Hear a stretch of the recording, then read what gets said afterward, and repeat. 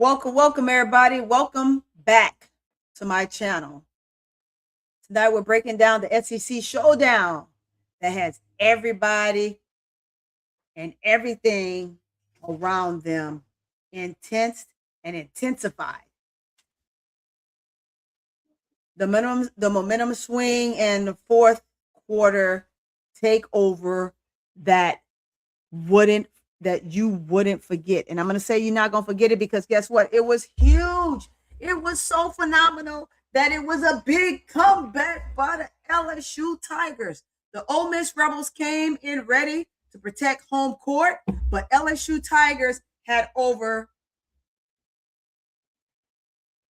thought the process and gave Ole Miss the opportunity to think long and hard before they decided that this is what it would be. At the end of the day, it was a takeover by LSU Tigers. The Rebels came in ready to protect home court, but LSU Tigers had another plan. This game was tight for 3 quarters, physical on both ends, and then boom, LSU flipped the switch late and completely changed the story. We're talking about the key performers, the dominant fourth quarter stretch, clutch moments, and what this means moving forward for SEC race. The race is thick, guys. Hey, let me tell you something. 1 through 10 cannot be denied in SEC. They cannot be denied. Let's turn this down a little bit. I know it's a little bit loud, but I love this mic. I'm actually going to have to change my other mic to this mic. This is the best mic that I have. But we're in the building, and this is what we're talking about. We are coming over to the corner of Tony's Court Vision. Let's talk facts. When we're talking facts, we get down to the key elements of the game and how it flows. What is tea and what is not? What we talk about when people are getting involved that have absolutely no chance in heck to compete with what the players are doing on the court. LSU flipped that script late, completely changed the story. We're talking key performers. Remember, this is what we are. This is what we're talking about. If you love women's college hoops and real broadcasts with real energy, you're in the right place. Court Vision was so pretty, Tony. Tony's Court Vision. Let's talk about it. Let's get into it. Let's get into it. Let's get a little bit of jams in there.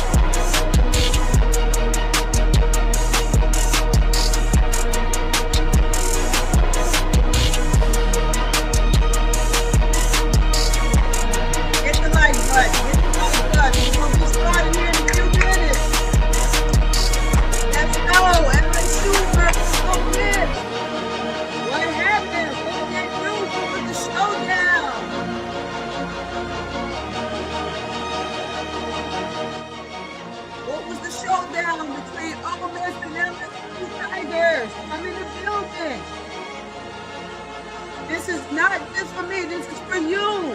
You tell me what you think. You tell me what you see. We gonna talk about it. Let's talk facts. This is the facts about the game.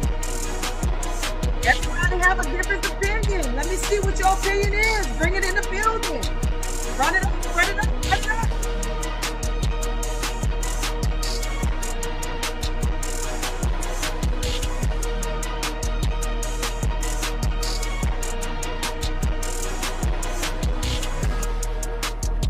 Remember, Ole Miss hosted LSU. The game that had intensity. The intensity was lit. Couple more minutes. I know I put my thumbnail in kind of late, guys. So it's taking you a minute to get in here. So I'm gonna give you a minute to get into the building, get into the room, warm on up. Come on in. We're gonna change the tunes there a little bit. Come on in the building. Let's rock it. I want to know your view. Bring it in. Let's talk about it. Yes, Brian Lewis, let's talk about it. Hey, Brian, I'm going to tell you this. Look, tell me if you want to come on the panel. Because I think you deserve to be on the panel today, Brian Lewis. Let me know. I'll drop the link. I need you to tell me your opinion, because you know what? You rock with me. And one thing I can always say, you always honest, man. You always honest. So let me know if you want to come on the panel today. Guess what? This is a panel show today. As a matter of fact, you good? That's okay. As a matter of fact, I'm just going to put the link in the chat anyway. Because you're going to have some people that's going to have difference of opinion today. Because everybody always got an opinion when it comes to LSU. They always got an opinion. But let's see. Let's see if you can withstand the test of the panel. Sometimes you judge, but when being judged, it's a little bit different.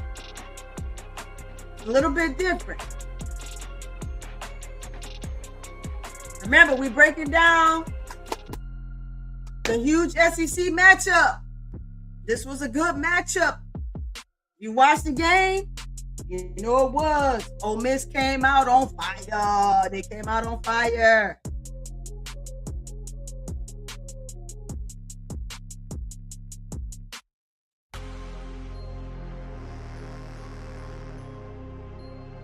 Let's get ready to break this on down. We're going to turn down the tunes a little bit, and we're going to get into it. There we go. We brought it all down. It's still there. We got a little bit tunes in there. I put it just where you can hear me, where I'm loud and clear, and you understand me just like I understand you. Let's bring it on down. Here we are. We are here. Welcome to the channel. Welcome to the recap. Of Ole Miss versus LSU. Now, when we get into it and when we talking about Ole Miss came out on fire. They was lit, y'all. They were lit on all cylinders.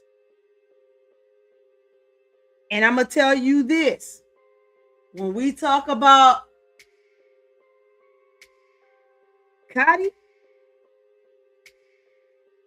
Cody, however you want to say her name. She was on fire. Guess what? I think I said this before. When you're looking at the seniors in this class right here, this class of 2026 that's trying to get drafted, those players that are your key players that are trying to get drafted, guess what? This isn't just a straight audition. Everybody got to, guess what? Everybody got to play a role and everybody got to do their job. They got to do their job and they got to withstand the time of being able to showcase themselves on what they can and cannot do. And at the end of the day, if you can't function, if you can't play your role in the position in which you're in, 9 times out of 10, you're going to end up in the draft. You're going to be in that number, but can you withstand the trial? The trial for the draft is not as easy as people think. It is lit when it comes to that.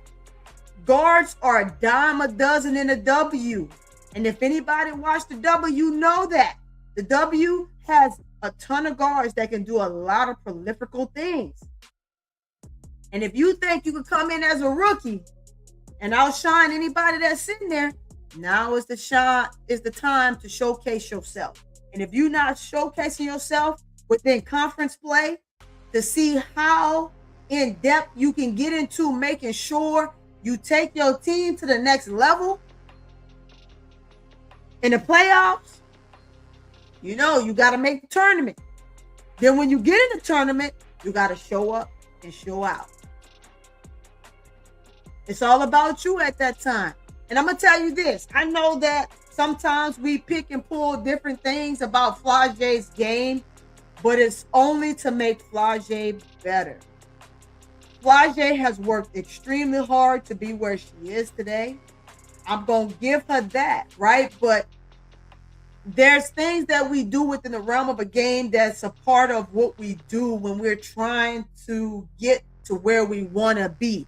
I'm going to say that again. In the realm of the game, there are things that we do to try to get to the realm of the things of where we want to be. And where we want to be, and for these ladies, is in the W. Not everybody can make the W. The W isn't for everybody. It's not. We think as a player within our heart that that's what we're supposed to be, and that's what we can do. But I'm going to tell you right now, for everybody, it ain't for everybody. Look at the last class. Look at class 2025. Did class 2025 meet all of your expectations? That's what I want to know. Did it? Because if it didn't meet your expectations, what do you think this class is set to do? Because remember, there were some great guards that came out of 2025 and they didn't even make it past the final cut. The final cut was the last straw. And you look and say, dang, man, what do you mean they didn't make it? And they better than this person, or they better than that person. But it's a difference of opinion because we're on the outside looking in. But I'm gonna tell you, I've been on the inside looking out too. And when you're looking at things, there's certain key entities that you gotta look for that will sustain a player within the league. Some players you question, how did they make it and why this one didn't? It depends on the team you go to, right? But I guarantee you, when they come off that team and they go someplace else, it's not the same. It's not the same. I'm gonna put up Brian Lewis' statement up here, and please do come in the building because today is about you. It's about you. Typically, I don't pay attention to the comments that often, but today it's about comments. And I put the link in the chat, so if you feel so bold enough to come up and you want to voice your opinion, whether agreed or disagreed, please do come up. That's what this hour right here is for. I was supposed to come on at 5, but I was on the road getting home. I just made it in, so I had to push it to, I think I put it at 5:25 or 5:30 or something like that. So I had to push it back a little bit, but I am here. Yes, I should have did the thumbnail last night. Hey, y'all can get on me and tell me, hey, post your thumbnails ahead of time so we know you're coming on. And I got you, right? Because I was supposed to do this last night. I already knew what I was going to do, but I was a little bit sleepy. I was fatigued, and I jumped in the bed, and I just didn't do it. And then I had a busy morning, nevertheless, to get on the road and make it home so I could get here in enough time to give you this content and give you my opinion. Brian Lewis said, I believe Kim made a mistake starting Jada on Scotty. Yeah, she made it too easy for her early. Well, here's what I gotta say about that. She, in a sense, yes, right? You could have switched players on that. At the end of the day, I think we saw what we wanted to see, which was the key elements of what we wanted from guard defensive play in that fourth quarter. Actually, the second half. I'm gonna just even say the second half, not just the fourth quarter. The fourth quarter, LSU put belt to ass defensively. It started in the third quarter. And sometimes I know we look at Fort Wiley and we say, God, dog, Fort Wiley with all these turnovers. And I got it up here for y'all. We gonna go over it once again. We went over it a little bit last night, but we're gonna go over it again, right? But the second half was definitely, like Brian Lewis just said, it definitely was, it was lit, right? It was lit. It was lit. And we have to recognize that. I need Kim Mulkey. Kim, listen to me, girl. Recognize what you got on the floor when it's flowing and when it's working, and do your best not to make a change because you feel like you got to play everybody. Everybody isn't always meant to play in certain games or in certain moments in a game. I don't care if you jump up by 10. As a coach previously, myself and coaching some of the top, when I say top players in the South Texas region, we all know that everybody, just because you up by 10, that's like being up by 2. That's not enough. It's not enough. Players score quickly. So you got to make it a point to find out how you going to be in that number. You can't be in that number if you sitting there and you constantly making changes, Kim. Changes evolving, it changes the game. Why do you want to change the game when you're on the road? You know, when you down, you make changes to make it better. I'm gonna say this. K-Stop said something very key last night. The players in the NCAA and especially in SEC, which is absolutely the best conference of all conference in NCAA, right? Players just aren't ready. They're just not ready for a player like Fort Wiley and the passes that she has and the things that she's ready to do. We know she is definitely high. She's a high elite player. So to us, when mistakes happen, and I've said it a couple times too, and I mean, I'm at fault too, right? I said it a couple times too. But listening to what he said, and I went back and I played back exactly, and it played in my head what he said last night. And one of the key things he said is the type of player that Fort Wiley is, the players in college, at the college level, just aren't ready for the type of passes, the type of move, the type of shiftiness that she has and that she brings to the game. You know what? I agree. I wholeheartedly agree, because the type of dimes that she's giving right now are the same dimes that you look at a Chelsea Gray. They call her Big Mama Gray. The point guard does those things on a consistent basis. And when we think about what she does in the W, and you add a player like Fort Wiley in the mix of that, it's a beautiful sight, right? So the new regime in the future of the W is within a player like Fort Wiley.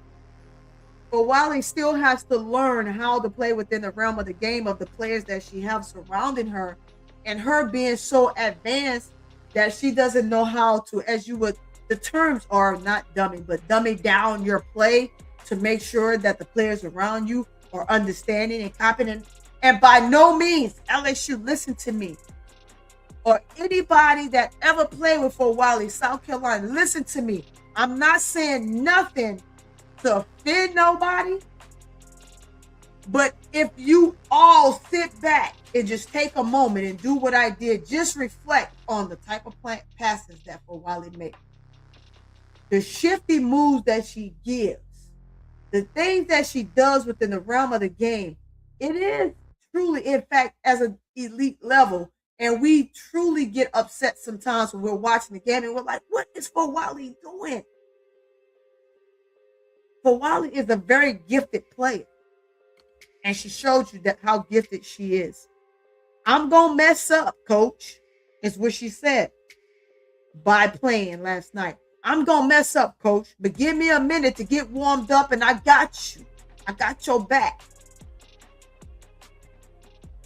She had no point. She came in and she finished with 26. She outscored Cody. She also scored Cody for Ole Miss. Cody had 25. What's up, my brother? You know you can always come up. I sent you the link. We talking about the recap of the game and the gift that Fawali has and the elite player and what she really is. Fawali has shown us things that we take for granted when we're looking at the mishaps that she have going on. But she's really, and like I said, it took a statement that Brother K-Sap made that Fawali is surpassed NCAA. And you know what? I had to think about it. Someone that knows the game and understands the game, he's absolutely freaking right. He's right. She is. She gives passes that they can't catch. She make moves that makes you ooh ah. She's quicker than all get up, right? But if you look at again, point guard Chelsea Gray, who does that remind you of? Is that another Fawali for the W? Is she's another fabulous passer that comes into the W and be phenomenal, or is she just another player that people just say, oh yeah, you know, this is why Don didn't give it a play? And I understand Don. I understand Don Staley. You have to look at a player like that and you have to say this, right? I need you Fawali to play in the realm of what my system is.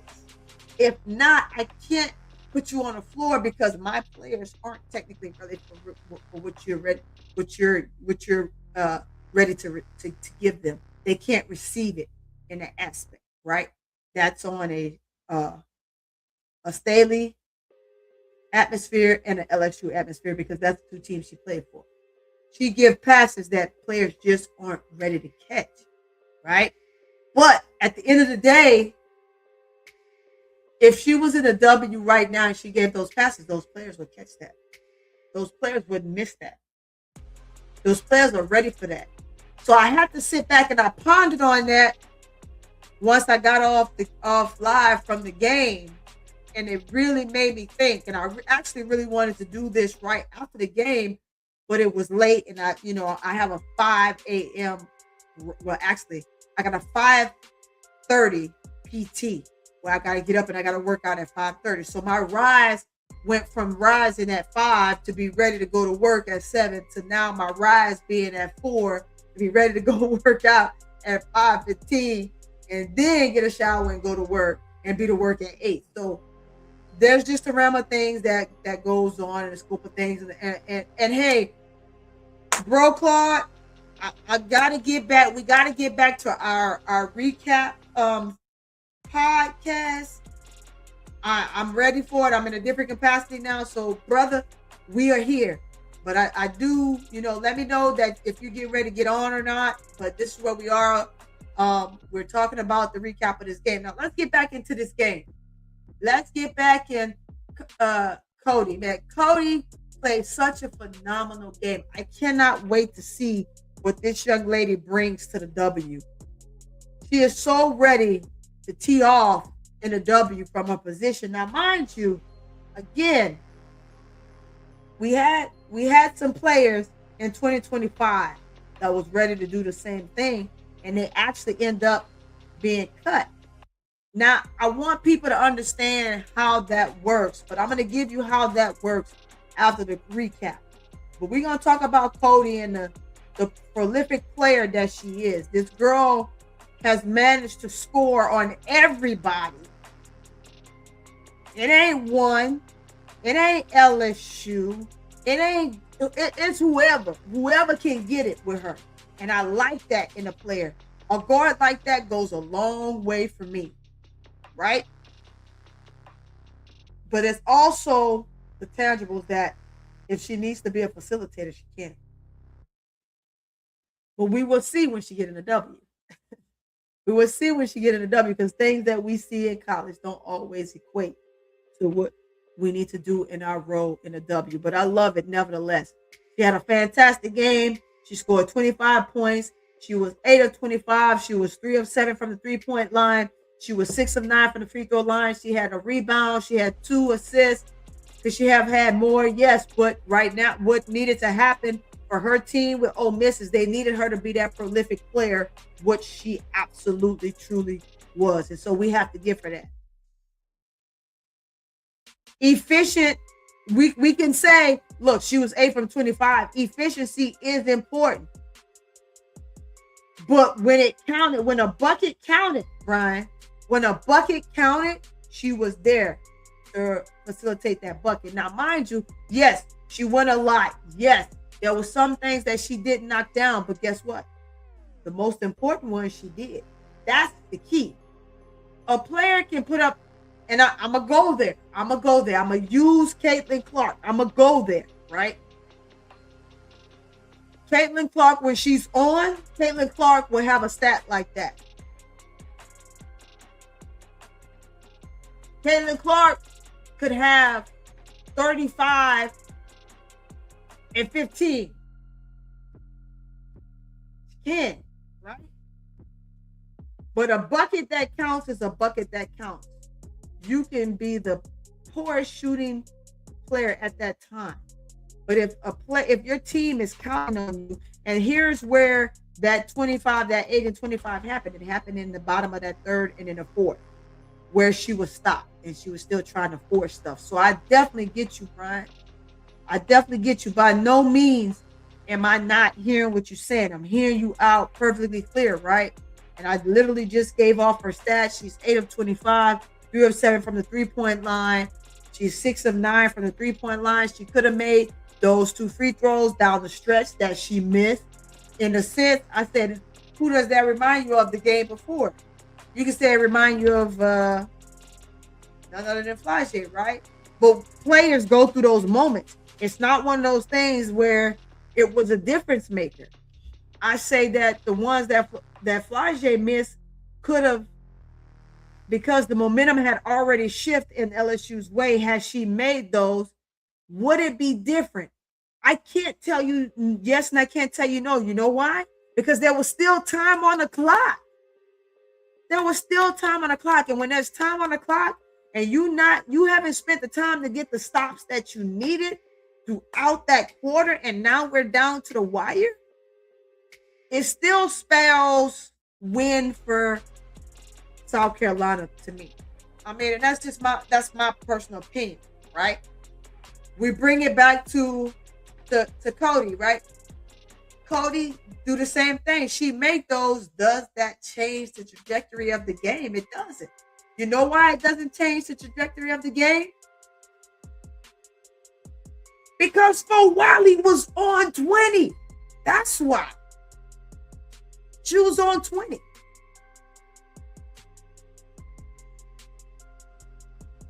We can't change the fact that this girl was on 20. She was ready to rock. Yes, I agree. The two that Flau'jae missed was big, right? They were huge. But my question now is, and to the world, that everybody that says that, would there still be a time on the clock? And South Carolina scoring every time they go down the court. The 2 big ones that she missed, would it have made a difference? Let's ponder that. I'm about the truth. I'm not about what my personal feelings are. I would have loved for LSU to have just taken that game and destroyed it. But here's where they lost that game. They lost that game in the second. Once you lose that game in the second, because you let Tessa do what she did, and then Tessa comes back out, her and Raven pair up in the third, and you don't get the stops that you make, I'm still questioning the end of that game. That only would have put LSU up 1 because they were down 1. She made those 2, but there's time on the clock. Do you then put yourself, Brian Lewis, in the situation that you were in Kentucky? The first conference play, the first conference game of the season, where Kentucky hit that dagger right before the buzzer. We down. Michaela comes and hit the 3. We up by one. But then Kentucky hit the bucket right at the buzzer because they got the ball last. You okay with that chance?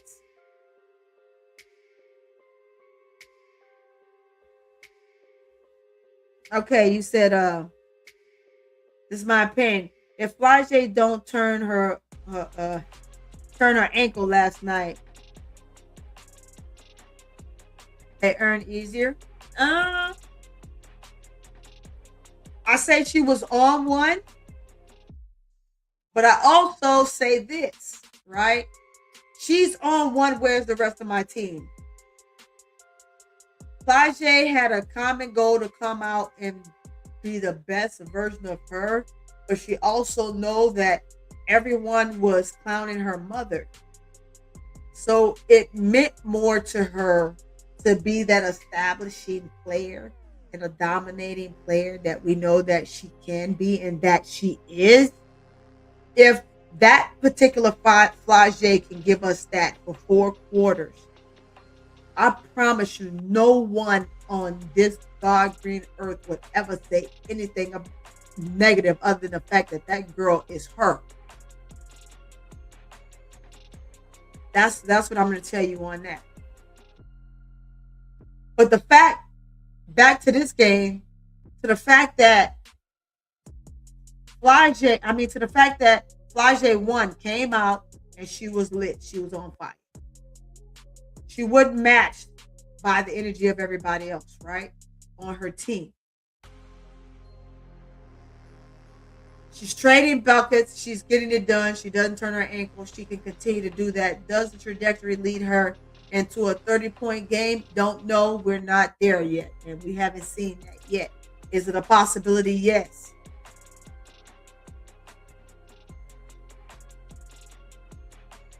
Yes, it does show, and I'm put this up. Yes, it does show that she can handle pressure. Me personally, I would never doubt that she can handle pressure. What I doubt in certain moments of our girl Fly's game is when she gets emotional here, because her emotions carry her and it takes her here. I need her to be locked in and stay locked in, and it can't nothing nobody say or do take me out that realm. But that's the mentality she had starting this game.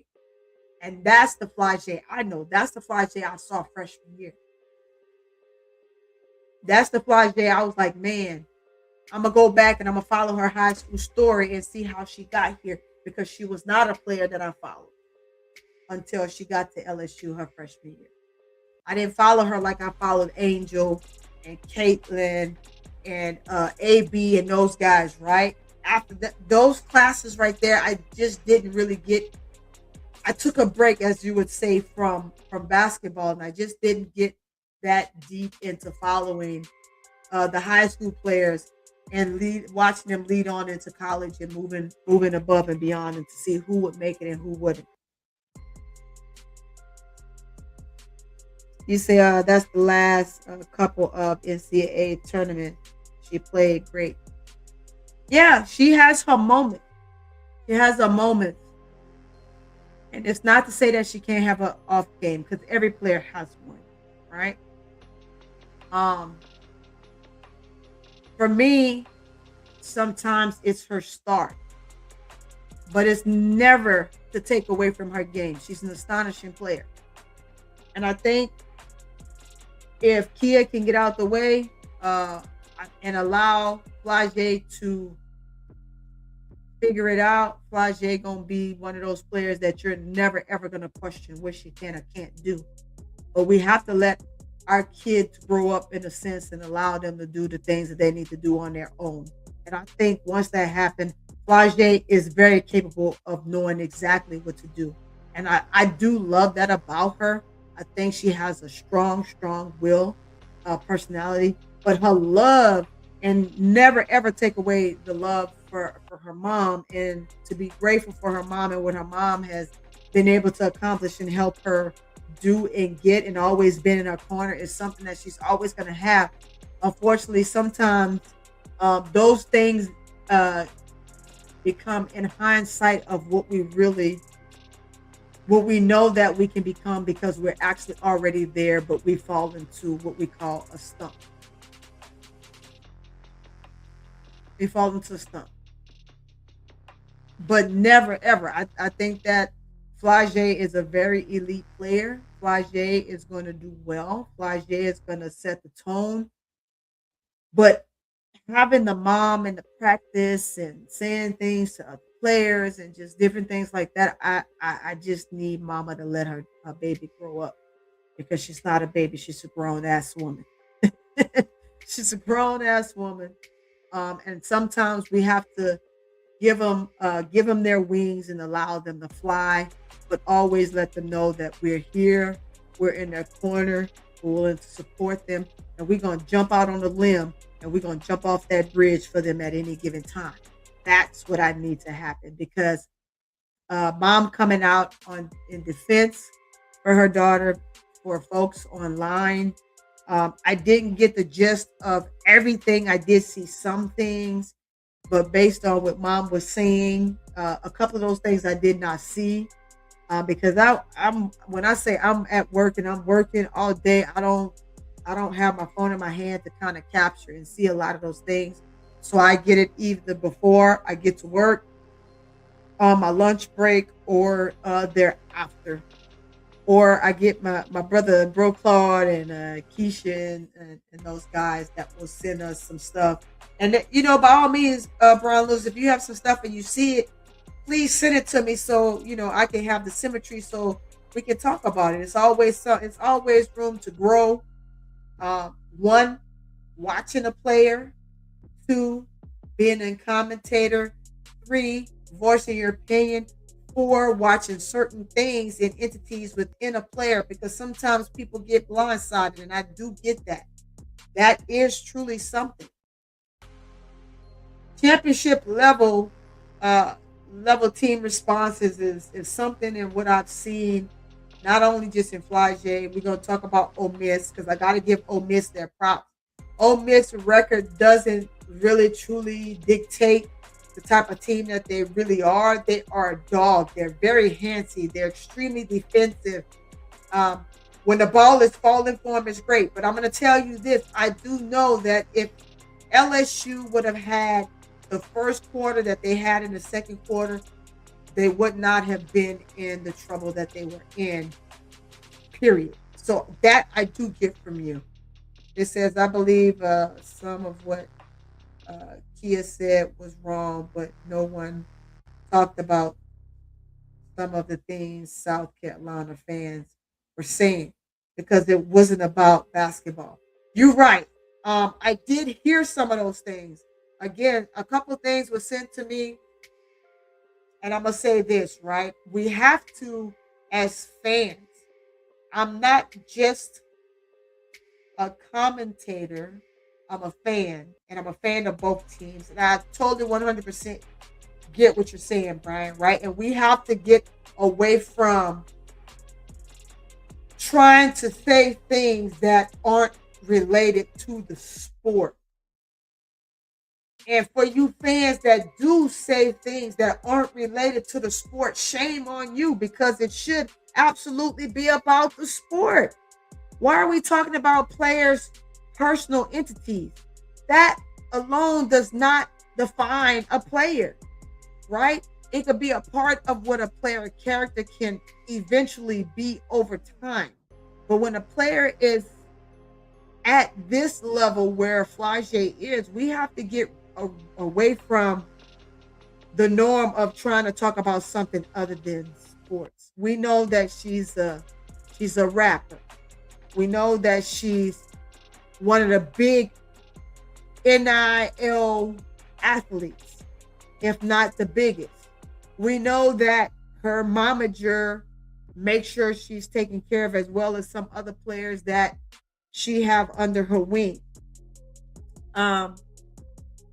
But for me, I'm never gonna bring up or bring into account things that people are trying to destroy a player by talking about things that have absolutely nothing to do with the game.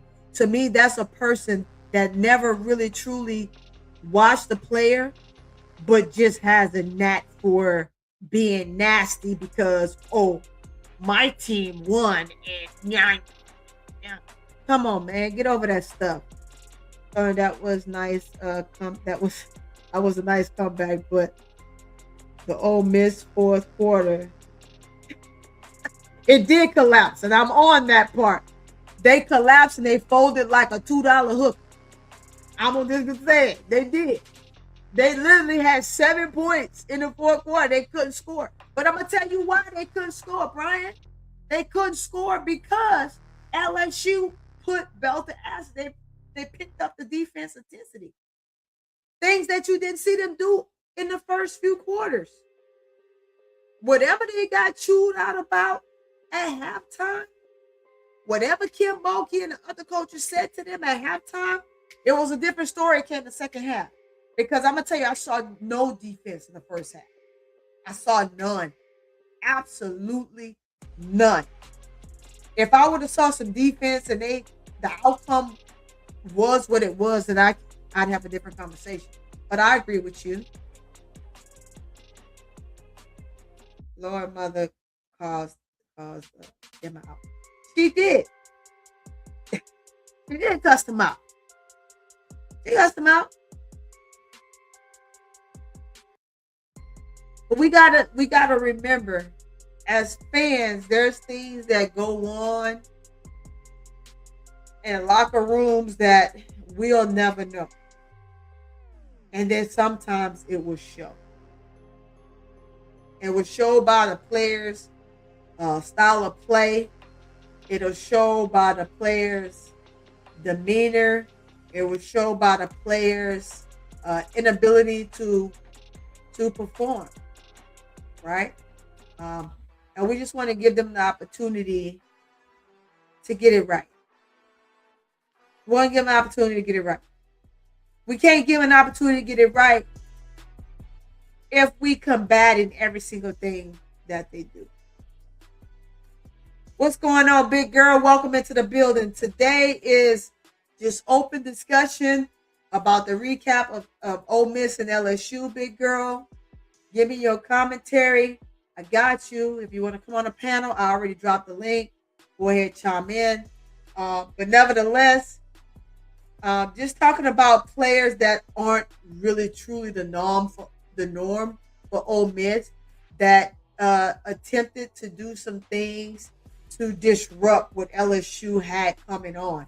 LSU is going to be a team that no matter what you throw at them and through adversity, they will win the games that they need to win. I think, in my personal opinion, as a coach of elite players, they must win every single game until tournament play. That's my own personal opinion.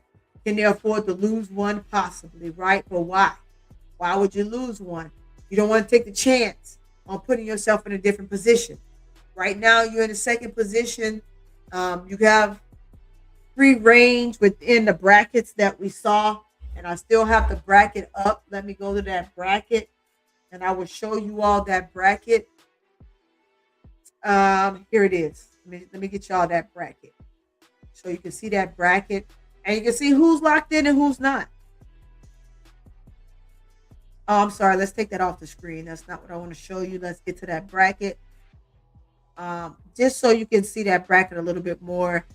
Keisha and I talked a little bit on that bracket and the key points and elements of what we saw, which will be moving forward. Come on. Here we go. Let's see. All right. Let me put this bracket up high so I can really see this bracket while I talk to you guys. My big screen, my big monitor here is just an amazing monitor. I just want y'all to know I bought a 49-inch monitor, and that sucker is freaking huge. So I can see the world. There's the bracket so y'all can see. Let's put it on the screen. Stop. My dog she missed me, so she's just looking all on me. Hold on, Storm.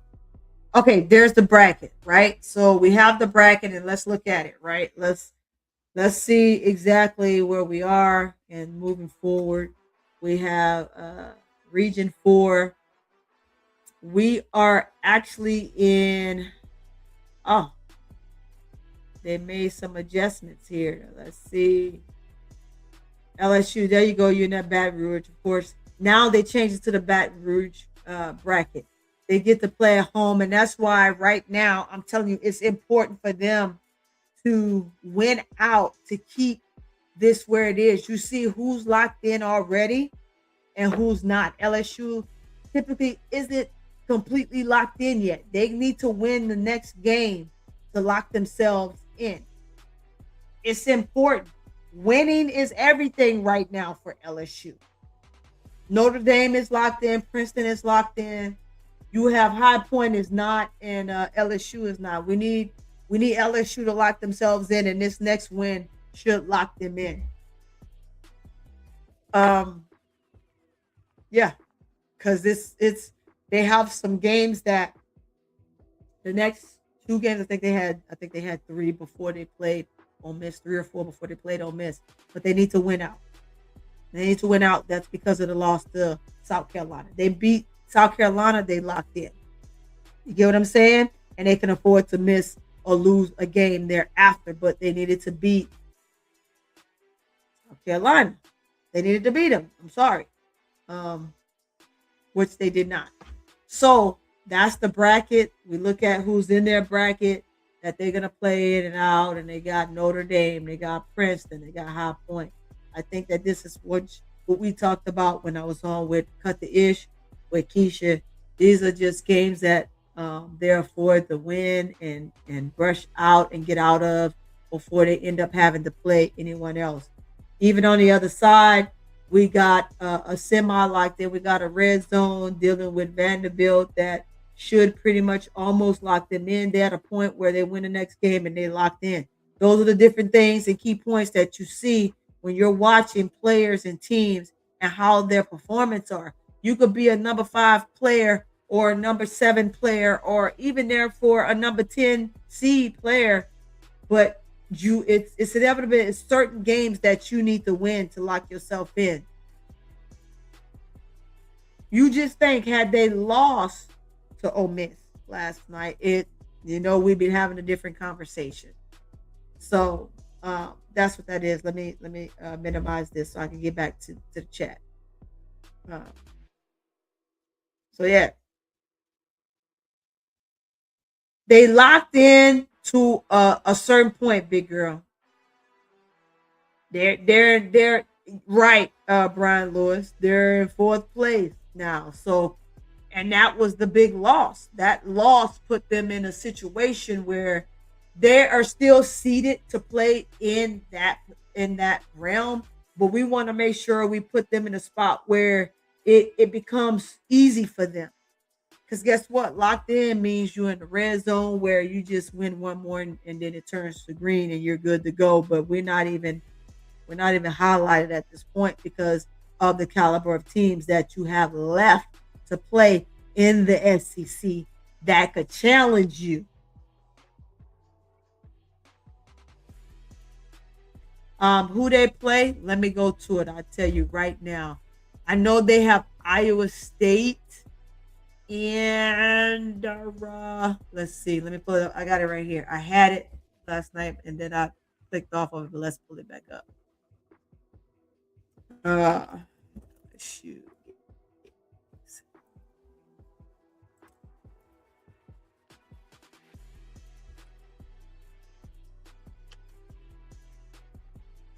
All right, let's go to them. I'm pulling them up now. Let's go to all. Let's pull up the rest of their bracket play. I had it up. Here it is. Let me get to the rest of their games. Why are y'all giving me this? I want just their stats. Let's get to them. Okay. LSU has remaining. They just played Ole Miss. They still have Missouri. They're gonna blow Missouri out, and I'll pull it up so you guys can see it because I understand visuality is always good, so you guys can kind of see what they have left. They literally have 3 games left. They have Mississippi State. They have Tennessee, and they have Missouri. So that's who they have left. That is who they have left. Let's get that up so y'all can take a look at it. So y'all can see what I'm seeing.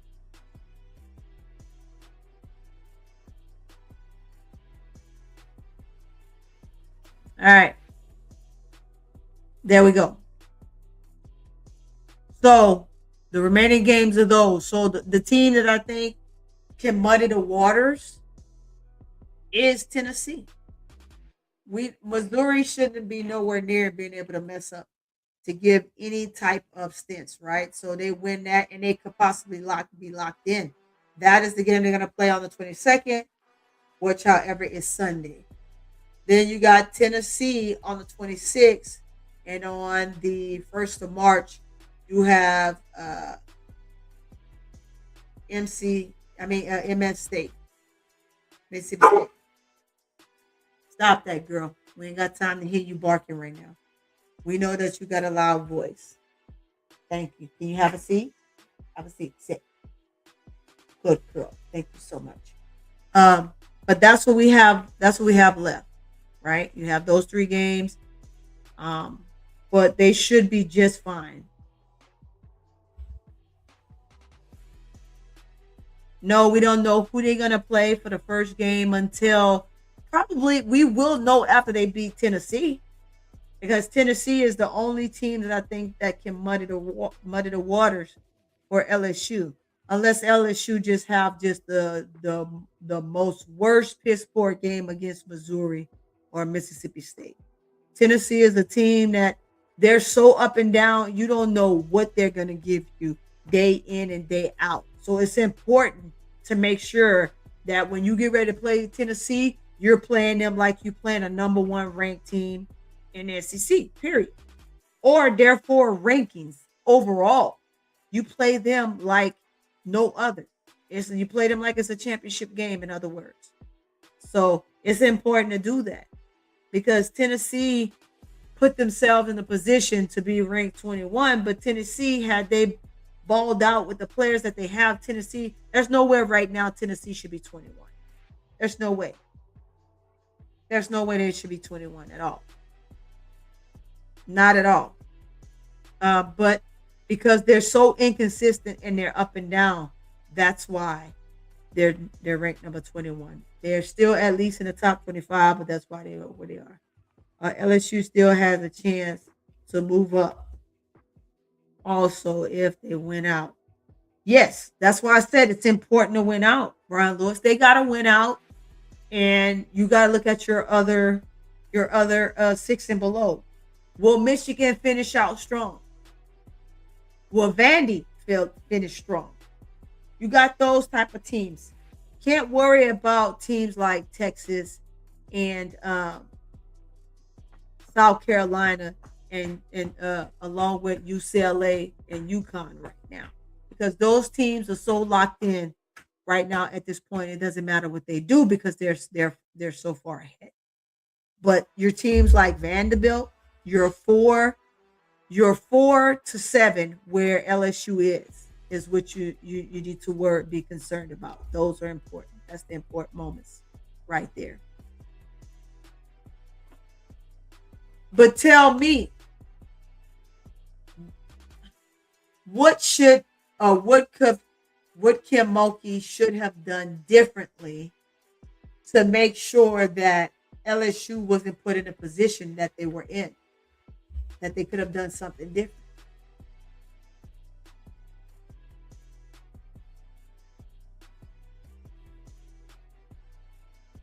Huh? That's a good question. That's a very good question. This circle atmosphere just drives me nuts.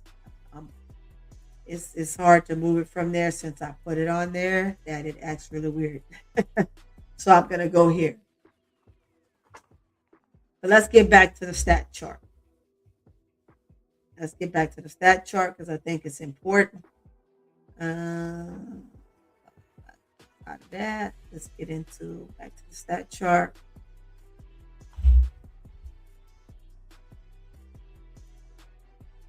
There we go. Let's get back there. Back to Ole Miss and LSU.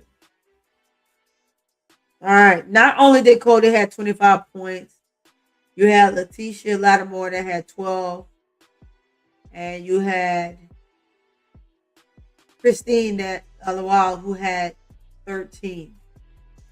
We just did get for Wiley that decided to jump off the river and become the dominant player of the game to have two players in double figures, and their double figures were a massive number. Just think if you could have had Michaela get involved in that and have a piece of that action.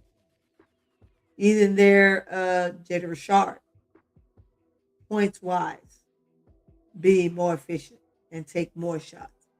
You have different looks and different avenues, but at some point, things can and will change.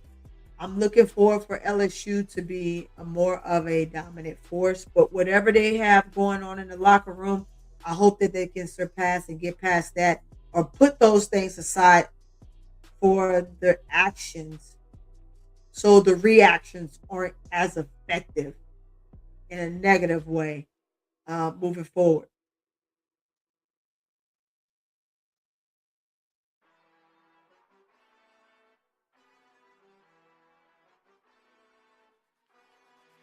I know you're talking about the SEC tournament, Brian Lewis.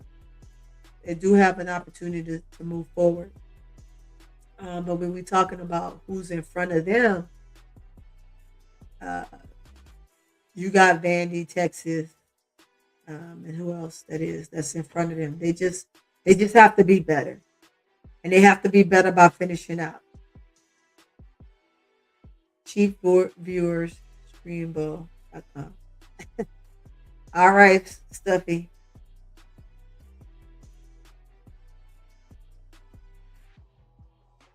Maybe we'll check you out. But here's where we are. We're checking me out right now.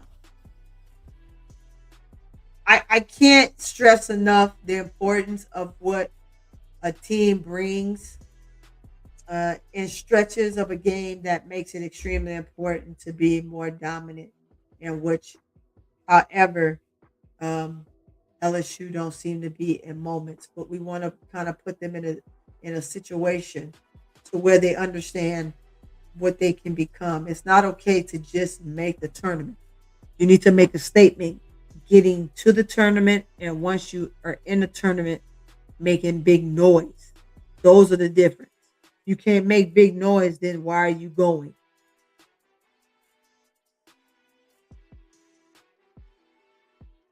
So, I mean, chat, you tell me. You tell me what you think. Stuffy, since you came in the building, tell me what you think. I'm trying to hear your opinions. And only if you watch the game, if you here to be a troll, I'm not going to adhere to your comments.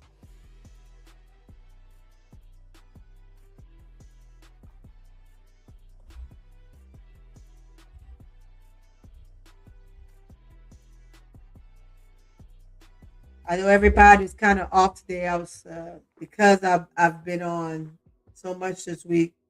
I probably could have took the day off, but I wanted to bring this to you because this is at 5 o'clock Monday, Wednesday, and Friday is my session. So whatever I bring you, right? But it's gonna be something that's worth talking about.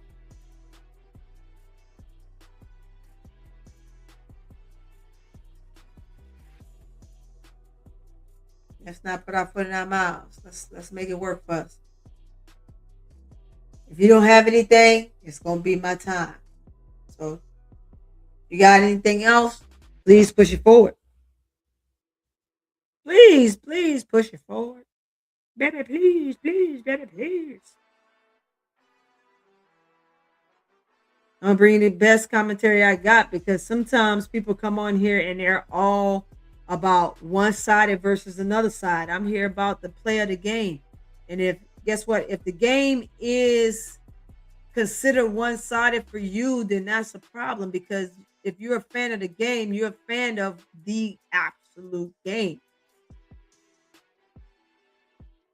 Let's not be stupid.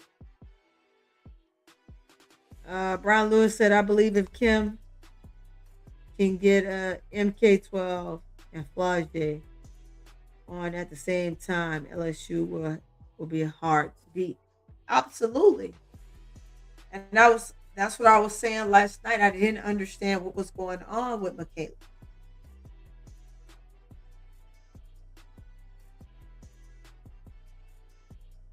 We got to get her to get in sync. She's one of the best shooters they have on LSU.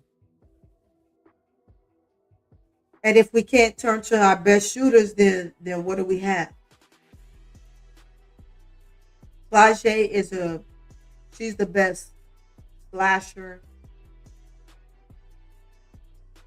creating type of move player than just a straight facilitator or of your straight bucket getter.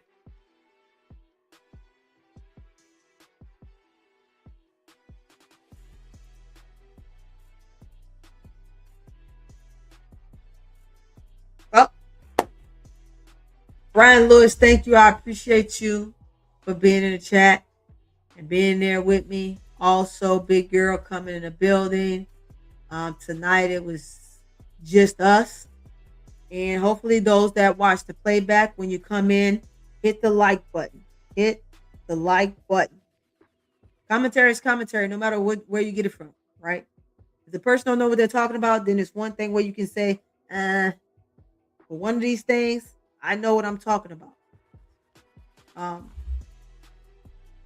Whether you like it or not, opinions are opinions. You can take forth those opinions and move forward and drive on, or you can have great dialogue back and forth in hopes that maybe your opinion might be a little bit better, but when it's not, you have to accept that it's not. And then we just move forward from there. But however, thank you for coming in. I appreciate you, Brian Lewis. I appreciate you, big girl. Brother Brooke Lloyd came in for a second. He's probably out working, and that's probably why he couldn't jump on. I totally understand. And so, with that, guys, I appreciate you, and I will catch you on the next rebound.